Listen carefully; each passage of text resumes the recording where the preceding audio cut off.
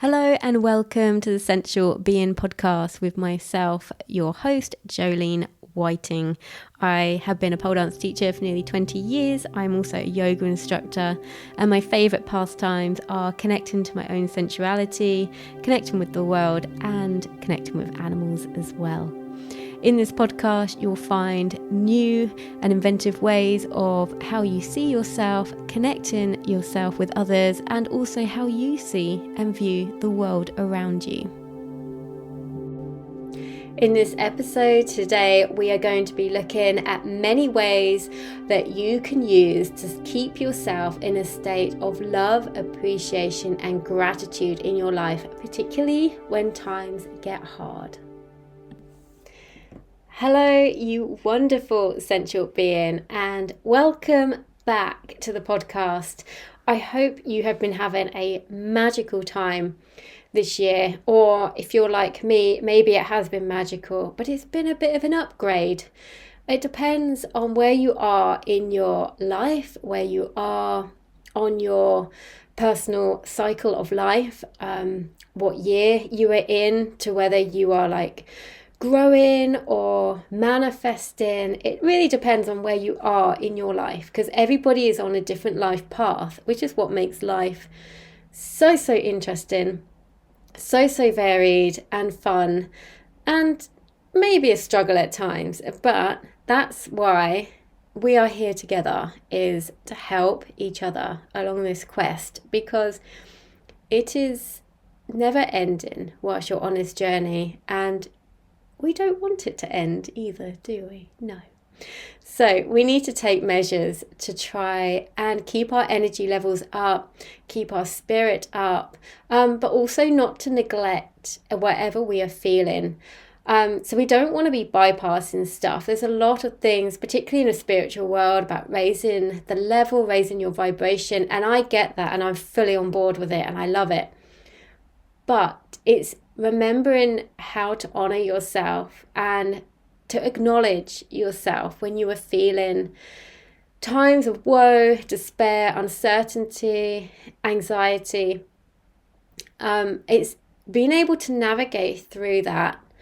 And personally, for me right now, it is a bit of a challenge. Not all the time. It's not a challenge all the time. It is just a little bit challenging at times. So I wanted to share with you a little bit of honesty about what's been going on. So as some of you know who have been following this, I've been going through a bit of a time of grieving. And it comes and goes, as grief does, always does. But when it's a little bit more raw, when it gets you, it can get you quite hard.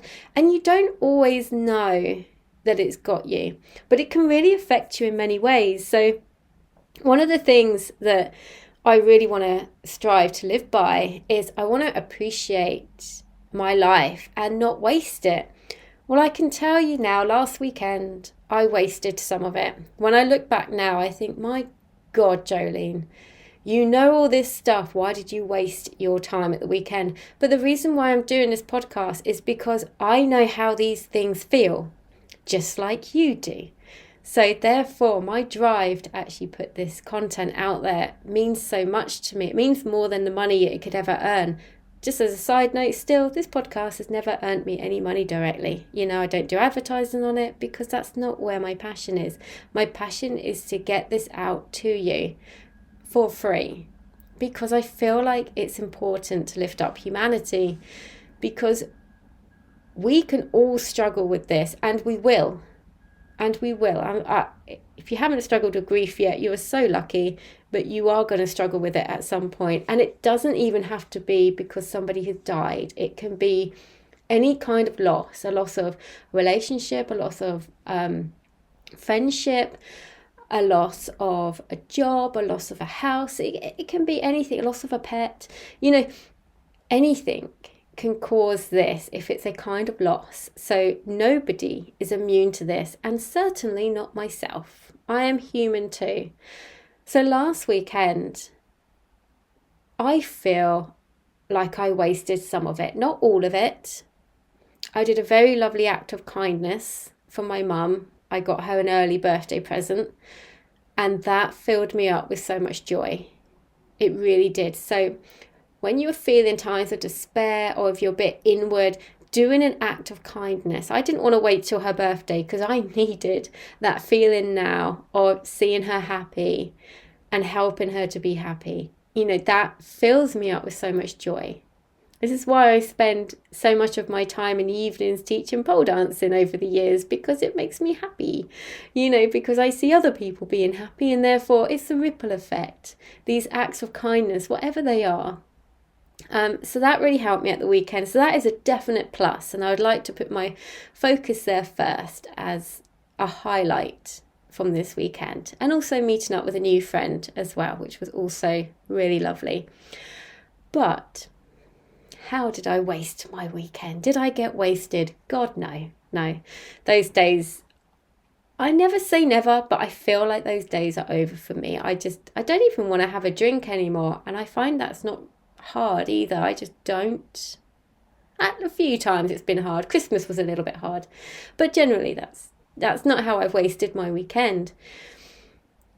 I feel like I wallowed a bit in a bit of guilt and uncertainty, a little bit of anxiety, because these feelings of these feelings of grief are going through me a little bit more than normal, and they bring up old grief as well. It's when you spark off one bit of that sort of emotion, it brings up a lot. So there's been a lot I've been carrying, particularly this year, particularly with my business. You'd have no idea what I've been through with my business this year. It's been quite a year. So to add on the grief has been very hard. But this weekend, there was some time when me and my partner could have been together and done some sexual playtime, and I would like to say would have been really fun. But instead, I felt like I was too in my head to make anything happen. Everything seemed like effort. Because as well, we are in the middle of trying to sell the house, so the playroom would have had to be set up if we wanted to use that. And it was I feel, now I'm saying it out loud, I feel like I was trying to make things perfect. And then I was upset when I felt like I couldn't make things perfect. And I felt like I was also wasting my time as well, in the sense of, oh my God, what about if someone is taken from me tomorrow who's close to me, and then I regret not having that time with them? I could have done this, that and the other. I was getting so eaten up by these feelings, because that is what it has just happened, a month ago. Oh, bloody hell, it's a month ago today. Okay. Let's put that aside just for a moment. So I feel like, God, anyone could be taken at a moment's notice. Now, whilst that is a good thing to think about, never get complacent on life. Nobody knows how long they have, and we must not forget that. But I was in that. Too far, and I couldn't focus, and I felt so scattered. And when I look back at the weekend, I think, oh my God, I wasted that time. Now, the interesting thing is that we get the choice. You don't get the choice sometimes of what happens in your life, but we all get the choice of how we choose to react and respond to it. Going forward, we get that choice. I'm not saying you don't go through shock and very strong emotions at certain times, but after that strong shock has gone, we get a choice. We do, and that is the empowerment of ourselves. That's empowering ourselves. That is the ability to show up in the way that we choose. We are not dictated by what happens to us in our lives. We do get the choice of how we want to turn up. And I can feel moments at the weekend where I let that slide, and I felt like this podcast was very potent to do, because we are all going through this together in life. Everybody's always going through something, however big or small. We all have stuff on our minds, and there's no competition with it. Oh, they're going through this, they're having a much more troubled time than me. There is no competition in it. There really isn't. It's just to come at our lives with comparison towards each other, to know that we are all human beings. And I've been caught in that comparison trap quite a lot recently. And it's just because I've been at a low point, which I'm really choosing now to get out of. It's not all the time, but it gets me. And when it gets me, I can't seem to get out of it. And I've even let my practice slide a little bit over the past few days. So today I made the effort to get up at the time I wanted to meditate before I did anything, and to do my morning yoga, which is kind of a mixture of yoga and a little bit of physio, just whatever maintains my body at that time in the morning. And also the grounding as well, to getting my feet on the earth. And I also like to mix that with playing with my dog as well. So I find that those three things, the meditation doesn't have to be for long, but just doing it. And to do the grounding and to do my morning yoga. My morning yoga isn't like a whole, it's a 1 hour, it's just like the classes I do. No, it's not. Yoga, for me in the mornings, it's about how does my body want to move right now? Are there any sticky points? Does any extra attention need to be paid on another area? So it's more like a little MOT for myself every day, just to see where my body is at. And, I even go through like stretching toes, stretching fingers, stretching my face, just to make sure there's no part of my body left unturned. And these are not big movements. These are all like small and gentle. And I find that when I show up and do these 3 parts every day, for me, that really helps. But I've let that slide, and I feel like that's had a knock-on effect on how I am. So what I've been doing lately is, particularly since all this grief, I've been using, and with the stuff that's happened in my business this year, I've been using my podcasts for my own coaching and my own healing and reminders for me. There's so much on this Essential Being podcast, and when I listen to an episode from like a year ago, I'm like, oh yeah, of course, I should do that, and this will help. And because we cannot think of everything all the time, and to be able to remember everything, particularly when we are so in our heads with emotion, it's really hard to remember what will get you out of that state and into a state of love or appreciation or gratitude.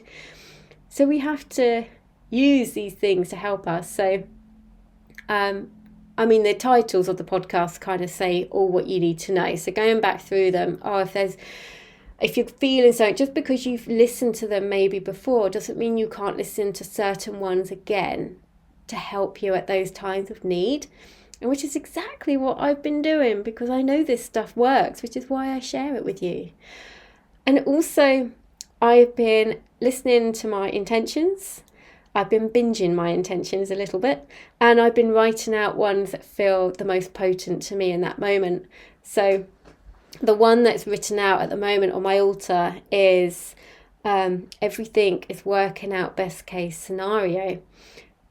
And I need to remember that, and that's a hard pill to swallow when you're going through grief. Oh my God, it's an acceptance that I don't want to accept. But what I'm focusing on with that particular intention is moving forwards. I'm not looking at what's happened. I'm moving forwards with it. Because if I don't, that intention would trigger the hell out of me. So that is not how I'm using that intention. I'm using it as a way to move forwards. And the comparison, like I said earlier, so I'm reducing how many stories I'm looking at the moment, because even though I only look at stories which feel like the people are relevant to me right now, so just like a few friends, but even then I'm being very careful just because of my emotional state. I'm trying to stay away from reels as much as possible. I generally don't scroll them, but if I'm in a low moment, that can sometimes take over, and I do. So I'm trying to step back from that, because the gift, that I have to offer is in my uniqueness. And that is exactly the same for you. However that is, you don't even have to be putting stuff out online to be using your uniqueness as your gift. It can be how you show up as a parent, how you show up as a friend, how you show up as a son or a daughter or a mother or father. It can be however you show up.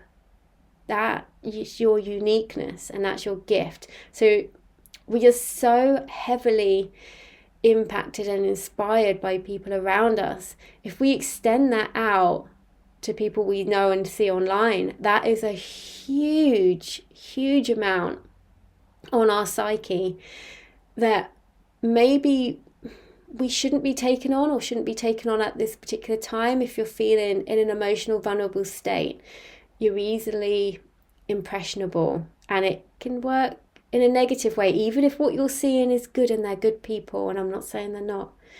But when you take on, oh, they're doing this, they're doing that, they're doing this, it feels like you're not enough. And I can tell you now, you are enough just as you are. And do you know what? So am I. We are both enough as we are, but we can get caught in this comparison trap so easily. And the reason why we can get caught in this and inspired and try and show up even very subtly like other people is because, for me personally, you might resonate with this, you might not. What I have found is that this links back to when I was at school and I got bullied. So if I could fit in and almost become a bit invisible, I would be safer. So if what I'm doing in my life is a safer option, I will survive. That's the core of it. Now, it's remembering as well, I've lost friends from doing this podcast. I've lost friends from just being me, and you could argue, oh, well, they weren't friends in the first place. Yes, I do agree with that, and I know that now, but it still hurt. But it just made me realize that, whoa, you do something different, you'll probably trigger people. And it's like, how important is it for you to do that different thing? I'm going to say probably very important, but you might think, oh, I'll keep safe, or I'll do what other people are doing, I'll do it like other people are doing. But actually, that's not where your power is. Your power is in your uniqueness. And that is something that we have to remember over and over again. Something else that helps me to see where I am in my state of being is, how quick can I come back to love? How easy is it for me to get rattled? If a driver cuts me up when I'm driving and I think, oh, how quickly can I come back to love? And if I can't come back to love that quick, then I know that I am not in this state of appreciation, gratitude for being here. I don't like it when people make me feel unsafe. Obviously, that rattles me a little bit quicker. But if someone just cuts you up or goes ahead of you when you're driving, I just think, okay, you go do you, I'm going to do me, and I'm grateful that we are both safe. Nothing happened in that interaction. And it's not dismissing what's happened, but it's realizing that you don't need to take on every single thing that could make you grumpy or rattled or irritated, and that is just a good indication of where you are. And the best thing that can help you is meditation in that kind of sense. So not necessarily in that moment, but to have a meditation practice every day, or even just 5 minutes, even just take 5 deep breaths and just stop for a moment. That is meditation. Also, acts of kindness. Now, I said at the start of this, where my focus was at the weekend, I want to look back on the weekend at the act of kindness that I gave to my mum, because that meant a lot to me and it meant a lot to her. Therefore, that is the sort of emotion that I want to be in. That's appreciation, gratitude. I'm, so grateful for her. Those sort of emotions are very powerful. They're very uplifting and they're very real. So that type of thing really helps me. So something that I did today, which felt very indulgent. Currently, this is a Monday morning. Normally Mondays are very much a work day. But because I let myself practice, I don't really hate the word practice or work, doing the work.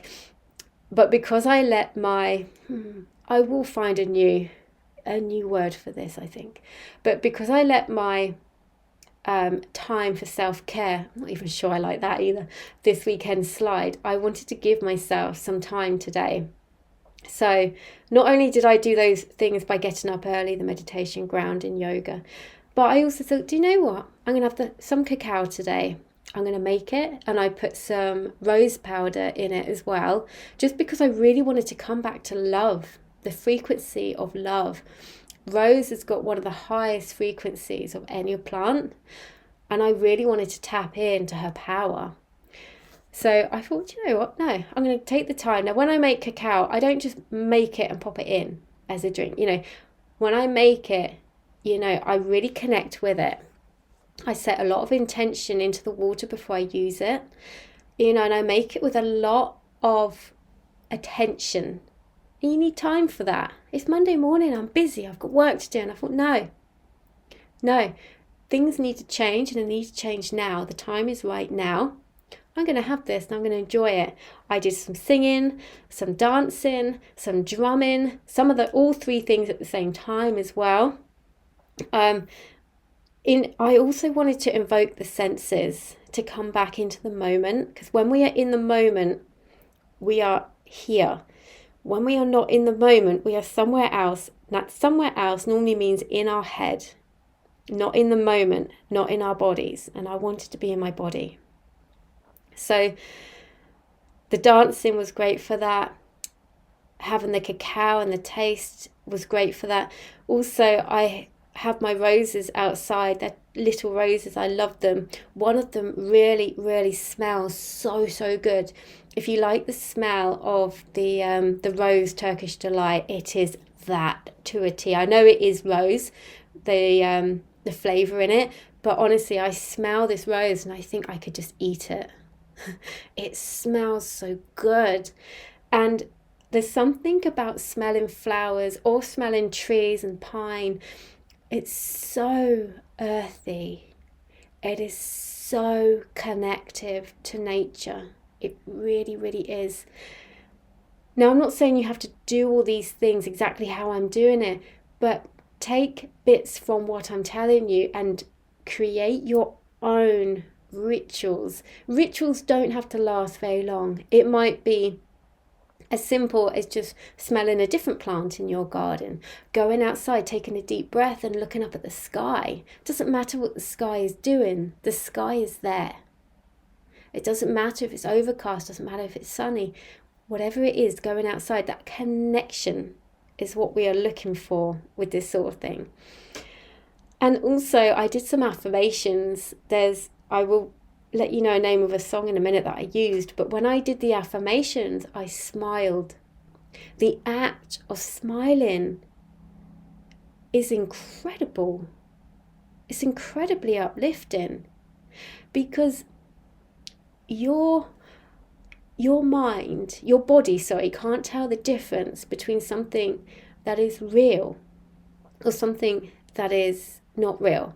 So I'm smiling for what I would deem as no reason. That's not a funny joke. I haven't been made to laugh, but I'm smiling. Now, if you try that without any reason, your body will respond. You will feel different. You'll feel lighter. And it's magic how this actually works.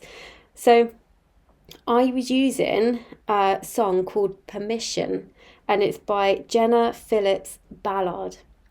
And it's an incredibly powerful song. It might have you on your knees a bit, but it is incredibly moving and so potent.